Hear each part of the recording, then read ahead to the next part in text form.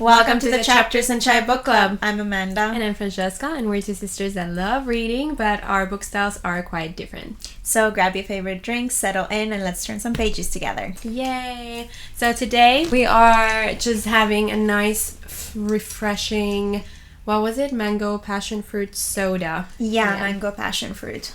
Yes. That's so good. Summery. That's so good. Oh, I did not expect that. I expected it to be one of those sodas that has this like very subtle aftertaste and you like get disappointed every time. All right. So we are excited about today's video. So it's going to be something a bit different. We're actually going to play a little game where each of us has picked a few books that we've read and we're going to give them to each other and we're going to have to kind of try and guess what the book is about, and we can try and guessing like storylines just based on the cover. Yeah, so exciting. That is fun. Yeah, should I go first? Should I give you one? I can give you one first. We can go like one after the other. Okay, so this is the first book. It's The Last Time I Lied by Riley Sager. Here you go. Well, first of all, the cover doesn't have much going on. No, this is hard. All right. So there's a woman with a lot of hair. The title has blood dripping, and then there's some woods in the background. And all it says in the cover is utterly shocking. Very helpful. By the New York Times. Okay, so clearly this is a thriller, and I know that by knowing Riley Sager's books. Correct. So, The Last Time I Lied. The last time she lied. Okay, so my guess is that, first of all, she's looking pretty disheveled, and she's in the woods at nighttime. That's so right. Clearly something happens where there's a big scene where she's in the woods at nighttime and she's running for her life. And she's been in these woods for many of hours because this girl looks disheveled. Like she has been running through these woods for a while. And I'm guessing she's running from a murderer given the blood. Something happens where she ends up being chased by a murderer in the woods. And this murderer is angry at her because she lied to him back, maybe they were childhood friends, and she lied to him about something, and he has come for revenge because this lie messed up his life. She lied to him about something like crazy, I don't know what, but it messed up the trajectory of his life, and he's been just planning to get revenge on this girl. That's my guess. Okay, well, weirdly, you're not too far off. Oh, really? Yeah, you're not too far off. Okay, things don't happen exactly that way. It's actually, I would recommend you read this book. I think you would enjoy it, so I don't want to spoil anything for you. But you are very close to like some of the storylines that actually happens. I'm surprised you said some things that actually like happen in the book, so I'm so proud. Yes. Okay, bravo. So I'm guessing you get a point for this. Yeah. All right, my turn. Okay, I don't think I'm gonna do well with this, but okay, so I'm picking Love and Other Words by Christina Lauren, which is a very beloved book. Okay, so Love and Other Words, I would say it's a romance. We get a cozy little cabin. We get candles. We get journals, a little letter, a cozy cup of tea, some woods, some autumn vibes. So I would say this is a romance book that happens during autumn. I'd say that it's a cozy read. Does it happen maybe in like a small town or like in a cabin that somebody goes into a cabin, maybe a writer? Love and Other Words. Other Words is giving like they're probably writing something, and based on all the all the other things on the cover. But yes, a writer is having a writer's block and they need to go to this cabin to kind of get inspiration or to focus on the work that they're doing, and they end up meeting someone who maybe takes care of the cabin or who is from that small town nearby or something like that. Yeah, that's my guess. That's your guess? Yeah. Okay. Some themes you're close to. You're correct that it is a romance, as I just said, and that it has some themes to do with words and writing and things like that. So, and it is a cozy. Does it happen setting? during autumn? Did I get that right? Honestly, I don't remember. 'Cause it has those little leaves. Yeah, I honestly don't remember I don't remember the season. I read this quite a while ago. And the main interest is, his name is Elliot Petropoulos. Oh, a Greek man. Yeah, a Greek man. Elliot. Yeah. That's a nice name. So I recommend you read that if you're in a romantic mood. Okay. Yeah, I'll add this to my TBR, I think, because it looks very cute and cozy. Yeah. Okay. That's nice. So I guess I Yeah. do not get a point for this. This book, not to go into a review, but I remember the ending surprised me. It had a twist, which you don't expect in a romance book. Yeah, okay, that's fun. Yeah. All right, let me nail the next one. Okay, so I'm feeling cocky. it's House of Earth and Blood, which, okay, I've told you while I was reading these books, I was obviously talking to Amanda about them, but I'm hoping that you don't really remember. And the cover is not giving a lot. Yeah, so the cover has a wolf with blue eyes, very blue, and it has some red leaves, and that's it. And it says, think Game of Thrones meets Buffy the Vampire Slayer with a drizzle of E.L. James. So, and I don't remember if you told this to me, but I think one of the characters can turn into a wolf.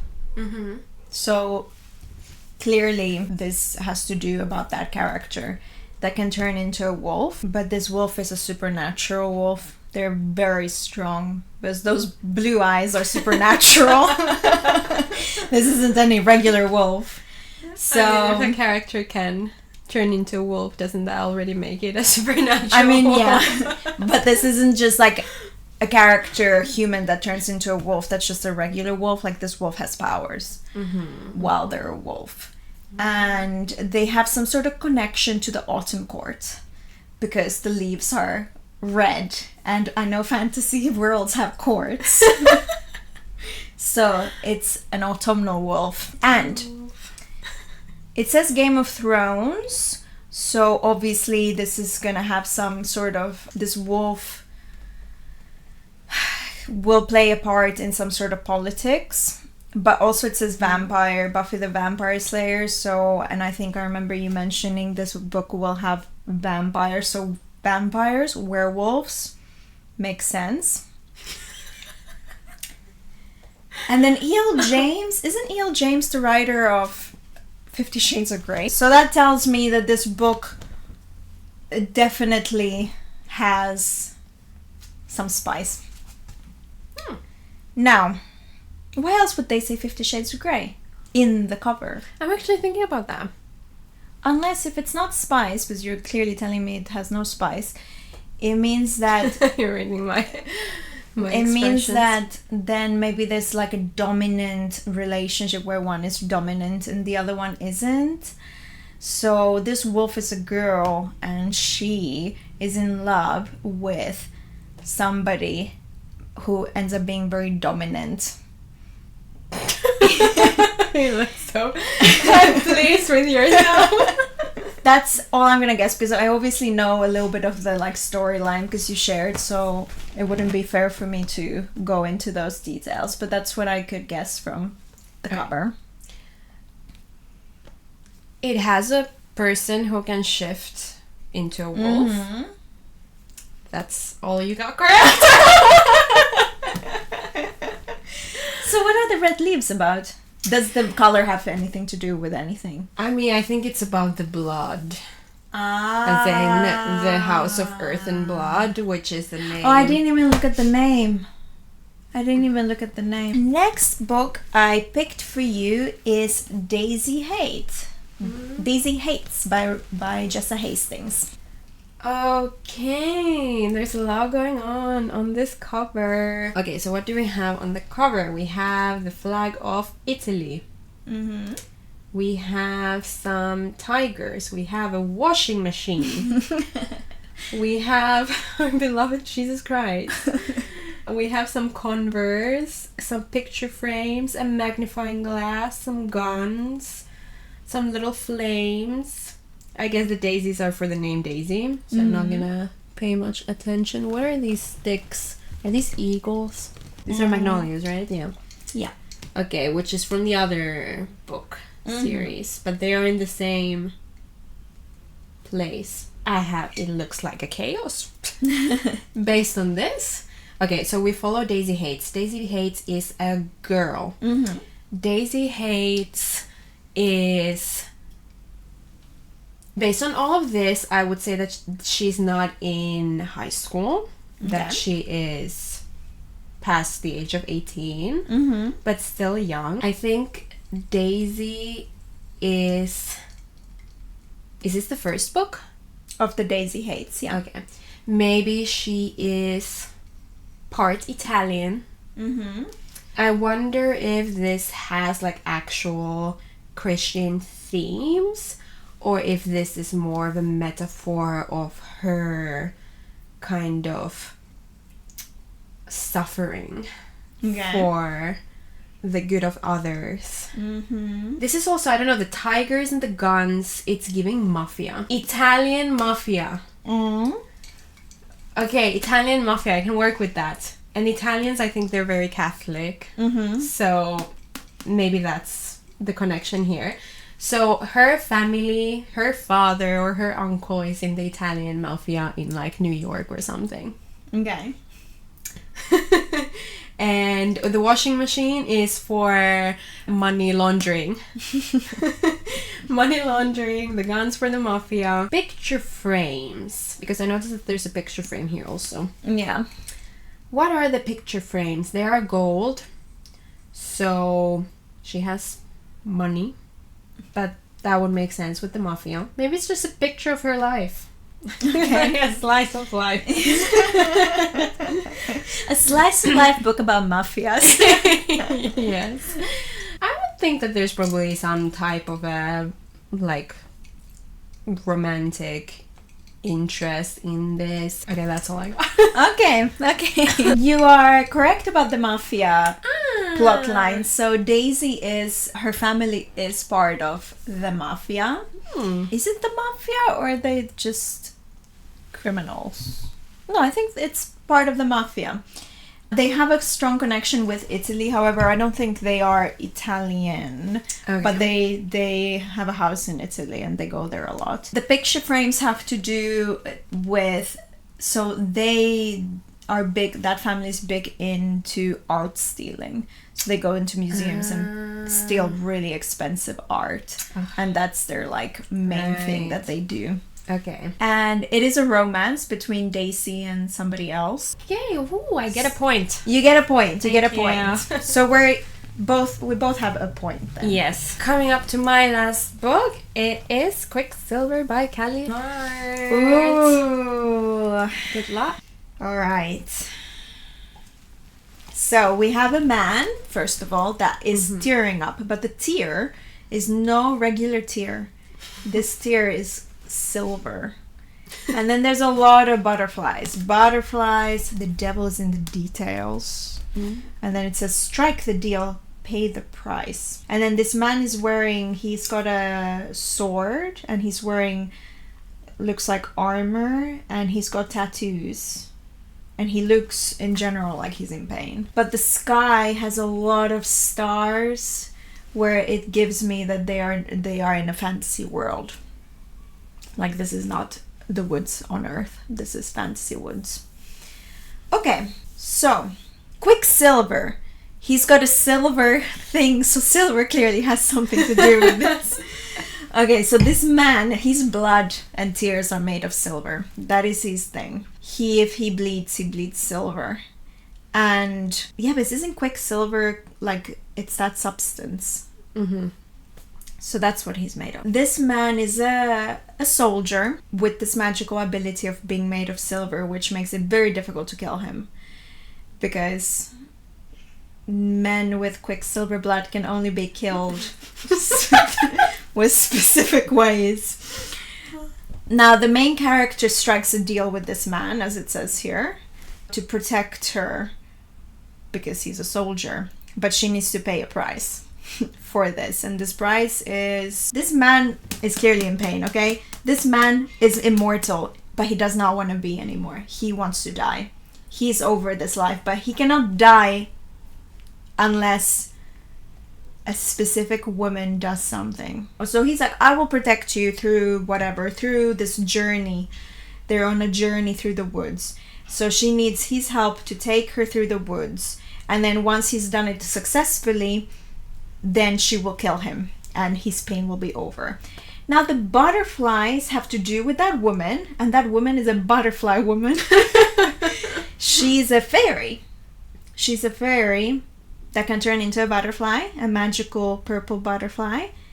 And she has this fairy dust. That is what kills him. But obviously, through this journey through the woods, they fall in love. And is this a standalone? No, there's a second book coming. Okay. Mm-hmm. So this book ends that they finally get through this journey of woods. And they realize that they've fallen in love, and therefore he doesn't want to die anymore, and she doesn't want to kill him. But then something bad happens at the end where the enemies come and try and get in. That's my guess. Okay, so... No. I'm sorry. So the thing that you did kind of get correctly is that he has quicksilver in him. He's not made of it. His blood is not quicksilver. Okay. However, quicksilver is kind of this sentient being in this book. And the butterflies? The butterflies, so basically he calls her Little Osha, and Osha means butterfly. Oh, okay. So they didn't play that big of a role. They're all over the book. Yeah, it's his little nickname for her. Well, it did have a little story with the butterflies, that specifically the Osha something, like, I don't remember what the story with the Osha was. Cool. but it wasn't a big part. Okay. Alright, so no point. No, not really. Alright, and my last book for you is My Best Friend's Exorcism by Grady Hendrix. First of all, this book is happening in the 70s. Based on what? Based on the hair. It's 70s hair. Okay. Or 80s. I always get them two mixed up. I'm not gonna tell you. Okay, well, I'm gonna say late 70s. Okay, so this girl here is clearly possessed. And maybe she's one of these little girls here. They were best friends, and this looks like a school. So they're going to school together, and one of the best friends gets possessed. And obviously the other girl, because they're best friends, she finds out, she understands what's going on, because the friend is acting all weird and possessed. So she is gonna do everything to kind of get this demon out of her friend. So they go to school together, weird things will start happening. Clearly there's a little person here falling off a tower. So maybe there's like a murder also, and they're also gonna try and solve the murder, and then the murder is connected to the possession. Yeah, they're being haunted, but why? Like here they seem very happy. They're young girls with the balloons, but then you see kind of this, what is this called? Shadow? A shadow that's kind of like creeping up behind them. So somehow maybe the murder happens first, or this person who jumps out of the tower, and maybe it's that person, maybe one of the friends was kind of in fault for the death of this person falling from the tower, and then the spirit of this person decides to take revenge and possess that one of the girls. Yeah. Okay. All right. So you are correct in that it follows two best friends, and one of them gets possessed, and it like the main character is the other best friend. That's her mission is to try and get her friend exorcised. Exorcised? I don't know if that's the right word. That's pretty much the premise. This book is it happens in the 80s, so you were close. It's such a I recommend Stranger Things. This gives those vibes with the friendship, the 80s.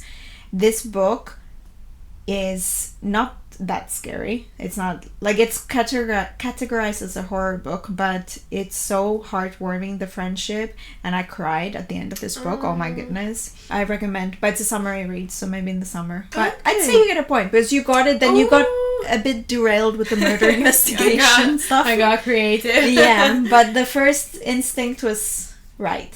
Okay, yay! So I won this competition. You did, 2-1. Alright. Oh, that was fun. We should do this again. Yeah, that was fun. So that's it for this episode. If you enjoyed it, then you can comment down below if you read any of these books. If you found this enjoyable, then please let us know, and you can hit the like button or the subscribe button. And yeah, thank you for watching. Thank you. Bye. Bye.